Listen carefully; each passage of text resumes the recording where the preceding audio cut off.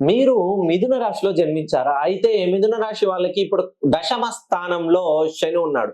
కంటక శని ప్రభావం వలన ఎలా ఉంటుందంటే అనూహ్యంగా డబ్బులు చేతికొస్తాయి. ఆ వచ్చిన డబ్బులు ఏదో ఒక దాంట్లో ఎవరి ఒకరి సలహాల మేరకు, సూచనల మేరకు, ఆలోచన మేరకు పక్క వాళ్ళ ధోరణితో మనం దీంట్లో ఒక దాంట్లో అనూహ్యంగా పెట్టుబడులు పెడతాం. ఆ పెట్టుబడులు మధ్యలో స్ట్రక్ అయిపోతాయి. అనవసరంగా మానసిక ఆందోళనకు గురై ఫ్యామిలీ మధ్య డిస్టర్బెన్స్ పెరుగుతుంది. ఎవరైతే మిథున రాశిలో జన్మిస్తారో వాళ్ళకి ఈ 2026 పరాభవ నామ సంవత్సరం అనేది ఒక మంచి అదృష్టాన్ని తీసుకొస్తుందనే చెప్పాలి. ఎందుకనంటే వీళ్ళకి గురువు సొంత మిథున రాశిలో ఉన్నాడు. గురు బలం ఉంటే సాక్షాత్తు ప్రపంచాన్ని జయించేంత శక్తి సామర్థ్యాలు మీకు అందిస్తాడు.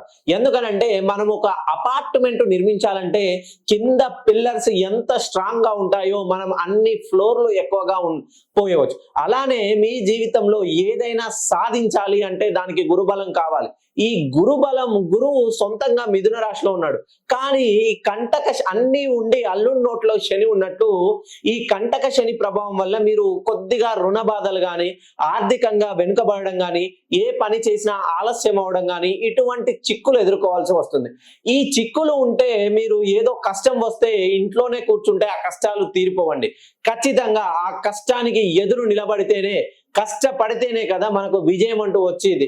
చెమట నీరు చిందిస్తేనే కదా మనకు సక్సెస్ అంటూ వచ్చేది. ఎవరైతే మిథున రాశిలో జన్మించారో ఒక్కసారి మీ పనులు ఆటంకం ఉన్నా, మీకు రుణ బాధలు పెరుగుతున్నా, ఏ పని ఆర్థికంగా మీరు రోజు రోజుకి దిగజారుతున్నారనే ఆలోచనలో ఉంటే నన్ను పర్సనల్ గా కానీ డైరెక్ట్ గా కానీ కలిసే ప్రయత్నం చేయండి.